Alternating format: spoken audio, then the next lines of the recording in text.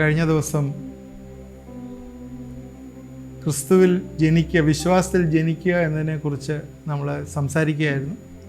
അതിൽ പ്രധാനമായിട്ട് അതിൻ്റെ ഏറ്റവും ഫസ്റ്റ് സ്റ്റെപ്പായിട്ടുള്ള വീണ്ടും ജനനത്തെക്കുറിച്ചാണ് നമ്മൾ പറഞ്ഞത്. അത് തീർന്നില്ല, അതിനി ഒരു 2 സെഷനൂടെ കഴിയുമ്പോൾ മാത്രമേ അത് തീരുള്ളൂ. കാരണം അത് കുറച്ച് ഡീറ്റെയിൽഡായിട്ട് നമ്മൾ ചിന്തിക്കാനായിട്ടുണ്ട്. എന്തുകൊണ്ടാണ് നമുക്കൊരു ആത്മീയ ജനനം ആവശ്യമായിരിക്കുന്നത്? നേരത്തെ ഞാൻ പറഞ്ഞു, നമ്മൾ born once and die twice, born twice and die once. 2 പ്രാവശ്യം ജനിച്ചാൽ ഒരിക്കലേ മരിക്കൂ. എന്തുകൊണ്ടാണ് നമുക്കൊരു ആത്മീയമായിട്ടുള്ള ജനനം ആവശ്യമാണ്? കഴിഞ്ഞ ദിവസങ്ങളിൽ പറഞ്ഞതാണ്, നിങ്ങൾ വെള്ളത്താലും ആത്മാവിനാലും വീണ്ടും ജനിച്ചില്ല എങ്കിൽ, നിക്കോദിമോസിനോട് പറഞ്ഞ കാര്യം, സ്വർഗരാജ്യത്തിൽ നിങ്ങൾ പ്രവേശിക്കുകയില്ല. അപ്പോൾ സ്വർഗരാജ്യത്തെക്കുറിച്ചുള്ള ഒരു തിങ്കിങ് പറഞ്ഞു. സ്വർഗരാജ്യം എന്ന് പറയുന്നത് നമുക്കിപ്പോഴേ സംഭവിച്ചിടത്തോളം നമ്മുടെ മനസ്സിൽ കർത്താവ്, നമ്മുടെ ഹൃദയത്തിൽ കർത്താവ് വരുമ്പോഴേ സ്വർഗരാജ്യത്തിൻ്റെ അനുഭവം നമ്മുടെ ഹൃദയത്തിൽ വരുന്നു. നമ്മുടെ total pattern of life change ആവുന്നു. രണ്ടാമത് പറഞ്ഞു, വേറെ സ്വർഗരാജ്യത്തിൻ്റെ ലെവല് എന്ന് പറയുന്നു, അത് എർത്തലി കിങ്ഡം. യേശുക്രിസ്തുവിൻ്റെ 2ാമത്തെ വരവെങ്കിൽ അവന് എർത്തലി കിങ്ഡം ഇവിടെ സ്ഥാപിക്കും. യേശു രാജാവായത്. യഹൂദന്മാർ കാത്തിരുന്ന മെസ്സിയ അതാണ്. ആ മെസ്സിയ ആ സമയത്ത് വരും. സക്കറിയ പ്രവചനത്തിൽ പറയുന്ന പോലെ ആ സമയത്തുള്ള യഹൂദന്മാരെല്ലാം ഓടിച്ചെന്ന് യേശുവിൻ്റെ കൈ പിടിച്ച് മുത്തുമ്പോൾ യേശുവിൻ്റെ കയ്യിലെ അന്നത്തെ ആണിപ്പഴുതുള്ള പാടുകൾ കണ്ടിട്ട് അവരെല്ലാവരും മാനസാന്തരപ്പെടുമെന്നാണ് സക്കറിയ പ്രവചനത്തിൽ പറയുന്നത്. എല്ലാവരും പോയി കരഞ്ഞ് നിലവിളിച്ച് മാനസാന്തരപ്പെടും എന്നാണ് പറയുന്നത്. അപ്പോൾ ആ ഒരു സമയത്ത് ഒരു രാജ്യം സ്ഥാപിക്കവിടെ.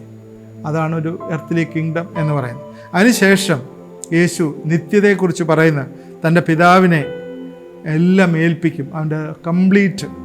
അപ്പോൾ സ്വർഗീയമായിട്ടുള്ള രാജ്യം, ആകാശത്ത് നിന്ന് ഒരു പുതിയ ആകാശവും പുതിയ ഭൂമിയും ഉണ്ടാവും.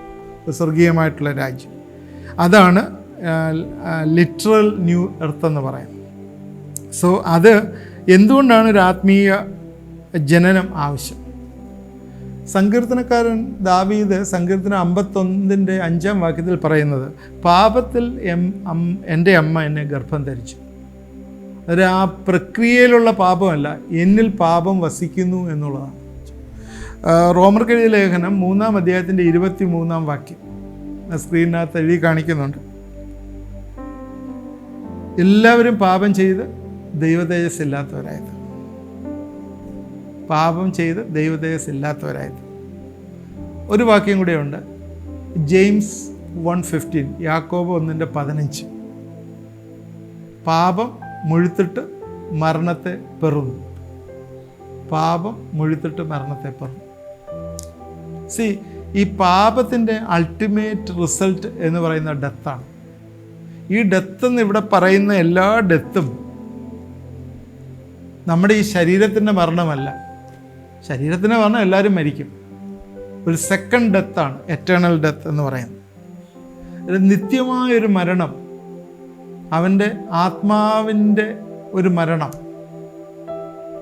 ആ മരണം ആണ്, ആ മരണത്തിൽ നിന്ന് രക്ഷ പ്രാപിക്കാനായിട്ടാണ് നിത്യജീവൻ ആവശ്യമായിട്ടുള്ളത്. നിത്യമരണത്തിൽ നിന്ന് രക്ഷ പ്രാപിക്കാനായിട്ടാണ് നിത്യജീവൻ ആവശ്യമായിരിക്കുന്നത്. ഒരു വീണ്ടും ജനനം എന്ന് പറയുമ്പോൾ വെള്ളത്താലും ആത്മാവിലും ഉള്ള ജനനം. ഈ വെള്ളത്താലുള്ള ജനനം എന്നൊക്കെ പറയുമ്പോൾ ചില ആൾ ചിന്തിക്കും സ്നാനപ്പെടുന്നതിനെ കുറിച്ചൊക്കെയാണ് പറയുന്നത്.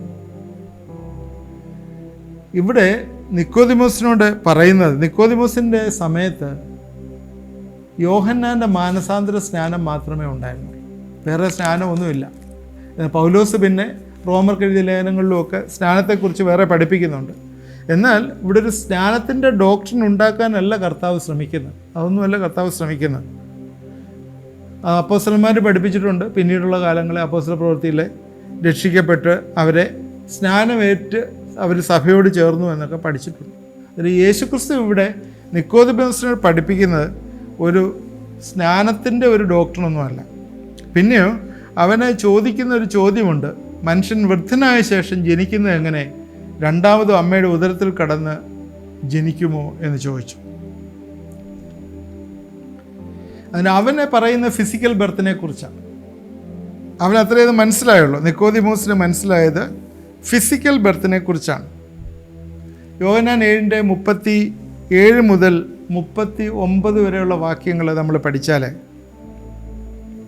ഉത്സവത്തിൻ്റെ മഹാദിനമായ ഒടുക്കത്തെ നാളിൽ യേശു നിന്നുകൊണ്ട്, ദാഹിക്കുന്ന ഏവനും എന്നിൽ നിന്ന് വന്ന് കുടിക്കട്ടെ, എന്നിൽ വിശ്വസിക്കുന്നതിൻ്റെ ഉള്ളിൽ നിന്ന് തിരുവെഴുത്ത് പറയുന്ന പോലെ ജീവജല നദികൾ ഒഴുകും എന്ന് പറഞ്ഞു, വിളിച്ചു പറഞ്ഞു.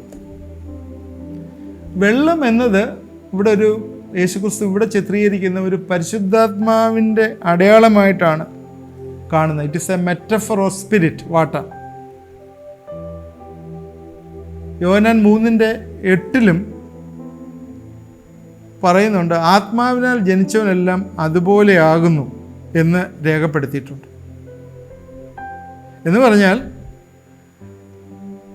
ഈ വെള്ളം എന്നിവിടെ പറയുന്നത് ശരിക്കും ആത്മാവിൻ്റെ വേറൊരു മെറ്റഫറായിട്ടാണ് ചില ബൈബിൾ പണ്ഡിതന്മാർ ആ രീതിയിലാണ് പറയുന്നത്. എന്നാൽ ചില ആളുകൾ, ചില ബൈബിൾ പണ്ഡിതന്മാർ അത് ദൈവവചനമായിട്ടും ചിത്രീകരിക്കുന്നുണ്ട്, എടുത്ത് പറയുന്നുണ്ട്. ഇവിടെ പറയുന്നത് ദൈവവചനത്താൽ നിങ്ങൾ വീണ്ടും ജനിച്ചിരിക്കുന്നു. അന്നേരം ദൈവവചനം വീണ്ടും ജനിക്കാനുള്ളൊരു കാര്യമാണ്.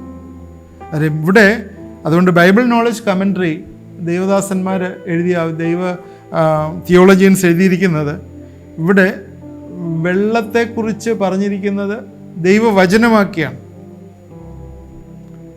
ഓക്കെ, പഴയ നിയമത്തിലെ വെള്ളം അഴുക്ക് കളയുന്നതിനായിട്ട് യൂസ് ചെയ്യുന്നതായിട്ട് നമ്മൾ കാണുന്നുണ്ട്. പലയിടത്തും പഴയ നിയമത്തിലെ ഈ സിംബോളിക്കായിട്ട് വാഷ് ചെയ്യുന്നതിന്, ദൈവത്തിൻ്റെ ഈ സിനഗോഗിൽ ദൈവത്തിൻ്റെ സന്നിധിയിൽ പോകുന്ന, അല്ലെങ്കിൽ വിശുദ്ധ സ്ഥലത്തേക്ക് കയറുന്നതിന് മുമ്പ്, അല്ലെങ്കിൽ ദേവാലയത്തിൽ പ്രവേശിക്കുന്നതിന് മുമ്പ് അവർ ഈ കൈയും കാലും ഒക്കെ കഴുകുന്ന ഒരു പ്രകൃതം ഉണ്ടായിരുന്നു. അത് ക്ലീനാക്കുന്ന, ദൈവവചനം ശുദ്ധീകരിക്കുന്നതിന് വേണ്ടി ഉപയോഗിക്കുന്നു എന്ന് ബൈബിൾ പല സ്ഥലത്തും പറഞ്ഞിട്ടുണ്ട്. എഫേസ്യർ 5:26 വാക്യമുണ്ട്. അത് പ്രധാനപ്പെട്ടൊരു വാക്യമാണ്. അവൻ അവളെ വചനത്തോടു കൂടി ജലസ്നാനത്താൽ വെടിപ്പാക്കി വിശുദ്ധീകരിച്ചു. വചനത്തോടു കൂടി ജലസ്നാനം എന്ന് പറഞ്ഞാൽ വചനം സ്നാനവുമായിട്ട് ലിങ്ക് ചെയ്തിരിക്കുകയാണ്. സോ അതിന് നമുക്ക് ഇതിനകത്തുനിന്ന് എടുക്കാൻ പറ്റുന്ന ഒരു സ്റ്റഡിയിൽ നമുക്ക് ചിന്തിക്കാൻ പറ്റുന്നൊരു കാര്യം, ദൈവത്തിൻ്റെ വചനവും പരിശുദ്ധാത്മാവുമാണ് 2 agents for born again experience. വീണ്ടും ജനനത്തിനുള്ള 2 ഏജൻറ്റുമാർ എന്ന് പറയുന്നത് ദൈവത്തിൻ്റെ വചനവും പരിശുദ്ധാത്മാവാണ്. ഈ ദൈവത്തിൻ്റെ വചനം നിങ്ങൾ കേൾക്കുമ്പോൾ പരിശുദ്ധാത്മാവിൻ്റെ ശക്തി അതിലേക്ക് വരും. അതിലേക്ക് ആവസിച്ചുകൊണ്ട് നിങ്ങളുടെ ഹൃദയത്തിലേക്ക് കുത്തുകൊള്ളും. യേശുക്രിസ്തു ശിഷ്യന്മാരുമായിട്ട് ഉയർത്തെഴുന്നേൽപ്പിന് ശേഷം എമ്മൂസിലേക്ക് യാത്ര ചെയ്ത സമയത്ത് ഒരു ഇൻസിഡൻ്റ് അവിടെ ലൂക്കോസിൻ്റെ സുവിശേഷം രേഖപ്പെടുത്തിയിട്ടുണ്ട്. അതിൽ രേഖപ്പെടുത്തിയിരിക്കുന്ന ഇപ്രകാരമാണ്, ഈ പഴയ നിയമത്തിലുള്ള പ്രവാചകന്മാരുടെ കാര്യവും യേശുവിൻ്റെ മരണത്തിൻ്റെ കാര്യവും എല്ലാം ഇങ്ങനെ യേശു ഓരോന്നിങ്ങനെ പറഞ്ഞു കഴിഞ്ഞപ്പോൾ അവിടെ ഹൃദയത്തിൽ കുത്തുകൊണ്ടു, ഹൃദയം കത്തിക്കൊണ്ടിരുന്നു. അതിൽ ഹൃദയത്തിനകത്ത് ഉള്ള ഒരു ചേഞ്ച്, എംപവർമെൻറ്റ് ഉണ്ടാവുന്നത് പരിശുദ്ധാത്മാവിൻ്റെ ശക്തിയാലാണ്. അതുകൊണ്ട് ഇവിടെ കാറ്റിനെയും വെള്ളത്തിനെയും ഇവിടെ ചിത്രീകരിക്കുന്നത് ദൈവപ്രവർത്തിക്ക് വേണ്ടി ആണ് ചിത്രീകരിക്കുന്നത്. That is the transformation of heart. അതാണ് നമുക്ക് ഏറ്റവും ആവശ്യമായിട്ടുള്ളത്. പഴയ നിയമത്തിലെ വെള്ളം നേരത്തെ പറഞ്ഞു സ്പിരിച്വൽ ക്ലീനിങ്ങിന് വേണ്ടി, സ്പിരിച്വൽ ക്ലെൻസിങ് ആൻഡ് റിന്യൂവലിന് വേണ്ടി ഉപയോഗിക്കുന്നു എന്നുള്ളത്. അതുകൊണ്ട് ഇത് നമുക്ക് കൺക്ലൂഡ് ചെയ്യുന്നൊരു കാര്യം, വീണ്ടും ജനിക്കാത്ത ആരും തന്നെ സ്വർഗരാജ്യത്തിൽ പ്രവേശിക്കുകയില്ല. നമ്മൾ പല ഈ സഭകളിലെ പല ട്രഡീഷൻസാണ്, പല ആളുകൾ പലതായിട്ടുള്ള ട്രഡീഷൻസിൽ വിശ്വസിച്ചിരിക്കുന്ന ഒരുപാട് പേരുണ്ട്. നമ്മൾ ചെയ്യുന്ന പല കൂദാശ കർമ്മങ്ങളുമൊക്കെ നമ്മൾ സ്വർഗത്തിലേക്ക് എത്തുന്ന പടികളാണ് എന്നൊക്കെ വിശ്വസിച്ച് നമ്മളും നമ്മുടെ പിതാക്കന്മാരും പൂർവ്വപിതാക്കന്മാരും ഒക്കെ ചില അനുഷ്ഠാനങ്ങൾ, ആചാരങ്ങൾ ചെയ്തു വരുന്നു. എന്നാൽ നേരത്തെ ബൈബിള് പഠിക്കുന്നതിനെക്കുറിച്ച് സംസാരിച്ചപ്പോൾ ഞാൻ പറഞ്ഞാണ്, നമ്മുടെ വിശ്വാസത്തിൻ്റെ ബേസിസ് എന്ന് പറയുന്നത് ദ ഹോളി സ്ക്രിപ്റ്റേഴ്സാണ്, ബൈബിളാണ്. പ്രവാചകന്മാരും അപ്പോസ്തലന്മാരും യേശുവും പറഞ്ഞിരിക്കുന്ന കാര്യങ്ങൾ, മോശയുടെ കൽപ്പനകളിൽ പറഞ്ഞിരിക്കുന്ന കാര്യങ്ങൾ, ന്യായപ്രമാണത്തിൽ പറഞ്ഞിരിക്കുന്ന കാര്യങ്ങൾ, ഇതെല്ലാമാണ് നമ്മൾ ഫോളോ ചെയ്യാനായിട്ട് ദൈവം നമ്മളെക്കുറിച്ച് ആഗ്രഹിക്കും. അല്ലാതെ ഏതെങ്കിലും കെട്ടുകഥകളും അല്ലെങ്കിൽ അന്ധവിശ്വാസങ്ങളും ഇങ്ങനെയുള്ള ചില കാര്യങ്ങൾ നമ്മൾ വിശ്വസിച്ചാൽ 100% ഷുവർ വി വിൽ ഫെയിൽ. നമ്മൾ തീർച്ചയായും നഷ്ടപ്പെട്ടു പോവുക തന്നെ ചെയ്യും. അതുകൊണ്ട് ദൈവം പറയുന്ന എന്താണ് എന്ന് നമ്മൾ ശ്രദ്ധിക്കണം. 1 കൊരിന്ത്യർ 12:13 വാക്യം ഞാൻ ഒന്ന് വായിച്ച് കേൾപ്പിക്കാം. യഹൂദനോ യവനോ ദാസരോ സ്വതന്ത്രരോ നാം എല്ലാവരും ഏക ശരീരമാണ്, ഒരേ ആത്മാവിൽ സ്നാനമേറ്റു, എല്ലാവരും ഒരേ ആത്മാവിനെ പാനം ചെയ്തിരിക്കുന്നു. ഒരു സ്പിരിച്വൽ ബാപ്റ്റിസമാണ് ഇവിടെ പറയുന്നത്. ഒരേ ആത്മാവിനെ പാനം ചെയ്ത് ഒരേ ആത്മാവിൽ സ്നാനമേറ്റു എന്നുള്ളത്.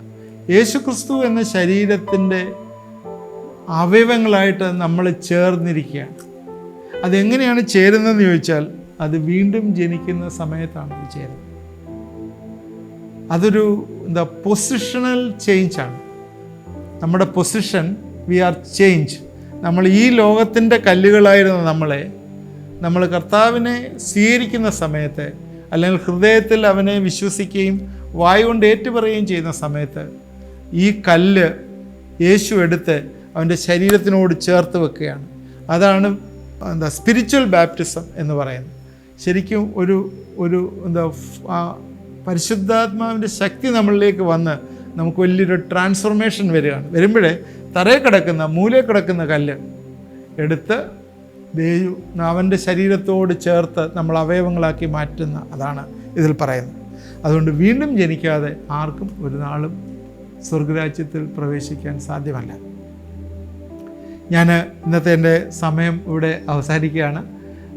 ഇതിനെക്കുറിച്ച് കുറച്ചും കൂടി പറയാനായിട്ടുണ്ട്, അത് അടുത്ത സെഷനിൽ പറയാം. നിങ്ങൾ ഇത് എല്ലാ ദിവസവും വാച്ച് ചെയ്യണം. വാച്ച് ചെയ്യുമ്പോൾ ശ്രദ്ധിക്കേണ്ട കാര്യങ്ങൾ, നിങ്ങൾ ഇത് ഏതെങ്കിലും ഈ പറയുന്ന റെഫറൻസസൊക്കെ നിങ്ങളൊരു നോട്ട്ബുക്ക് കൊണ്ടുവന്ന് അതിനകത്ത് എഴുതി വെക്കണം. നിങ്ങൾക്ക് പിന്നീട് റെഫർ ചെയ്യാനായിട്ട് പറ്റും, നിങ്ങൾക്ക് സ്റ്റഡി ചെയ്യാനായിട്ട് പറ്റും. അതുപോലെ തന്നെ നിങ്ങളിത് മറ്റുള്ളവരോട് ഷെയർ ചെയ്യണം, ഇതിൻ്റെ ലിങ്ക് ഷെയർ ചെയ്യണം. ഇതിന് ലൈക്ക് ഇടുകയോ അല്ലെങ്കിൽ നിങ്ങളിത് ഷെയർ ചെയ്യുകയോ ഒക്കെ ചെയ്താൽ ഇത് അനേകം ആളുകൾ കാണുകയും അവരുടെ ഹൃദയം ഒക്കെ രൂപാന്തരപ്പെടുകയും ചെയ്യും. കാരണം യേശുക്രിസ്തു നമ്മളെക്കുറിച്ച് ആഗ്രഹിക്കുന്നത് അവൻ്റെ വലിയ മിഷൻ. യേശുവിൻ്റെ മിഷൻ എന്താണ്? യേശു അവസാനം എല്ലാവരുടെയും പറഞ്ഞിട്ട് പോയൊരു കാര്യമാണ്. അവസാനം ഉയർത്തെഴുന്നേറ്റ് സ്വർഗാരോഹണം ചെയ്ത സമയത്ത് നിങ്ങൾ ലോകമൊക്കെയും പോയി എൻ്റെ സാക്ഷികളാകുകയും എന്ന് പറഞ്ഞാൽ യേശുവിൻ്റെ സാക്ഷ്യവുമായി നമ്മൾ ലോകത്തിലെല്ലാം പോകണം. എന്തിനാണ് പോകുന്നത്? What is the purpose? To transform the world. ഈ ലോകത്തെ ട്രാൻസ്ഫോം ചെയ്യാൻ, how to transform the world, എങ്ങനെയാണ് ട്രാൻസ്ഫോം ചെയ്യേണ്ടത്? നമ്മൾ അവരുടെ ഹൃദയങ്ങളിലേക്ക് ദൈവത്തിൻ്റെ വചനം ചെല്ലുമ്പോൾ, ദൈവത്തിൻ്റെ വചനത്തിനകത്ത് ദൈവം സ്നേഹമാണ്, ദൈവം സത്യമാണ്, ദൈവം നീതിയാണ്, വഴിയും സത്യവും ജീവനുമായ കർത്താവ്. ഈ കാര്യങ്ങൾ നമ്മൾ പറഞ്ഞു കൊടുക്കുകയും അത് മറ്റുള്ളവരിലേക്ക് പകരുകയും ചെയ്യുമ്പോഴേ നമുക്കൊരു സന്തോഷം ഉണ്ടാവും, അവർക്കും ഒരു സന്തോഷം ഉണ്ടാവും. അത് മാത്രമല്ല, അവരവൻ്റെ മക്കളായി ജനിക്കുമ്പോഴേ അവർക്ക് ദൈവവുമായിട്ടൊരു ഡയറക്റ്റ് ലിങ്കും ഒരു പ്രിവിലേജസും അവരുടെ ജീവിതത്തിൽ ഉണ്ടാകുകയാണ്. So there is a great power. അവർക്ക് വലിയൊരു പവറാണ്. ഈ സാത്താന്യ ശക്തികളെയൊക്കെ ജയിക്കാനുള്ള വലിയ പവർ അവരിലേക്ക് വന്നു ചേരുകയാണ്. അതുകൊണ്ട് ഈ നാളുകളിൽ ഇത് ഷെയർ ചെയ്യണം. ഇത് എല്ലാ ദിവസവും മുടങ്ങാതെ കാണാനായിട്ട് ശ്രദ്ധിക്കണം. തീർച്ചയായും ദൈവം നമ്മളെല്ലാം അനുഗ്രഹിക്കട്ടെ. ഞാൻ നിങ്ങൾക്ക് വേണ്ടി പ്രാർത്ഥിക്കാം. നമുക്ക് പ്രാർത്ഥിക്കാം. ദൈവമായ കർത്താവേ, ഞങ്ങൾ ഇന്നും വീണ്ടും ജനനത്തെക്കുറിച്ച് ഞങ്ങൾ പഠിച്ചല്ലോ.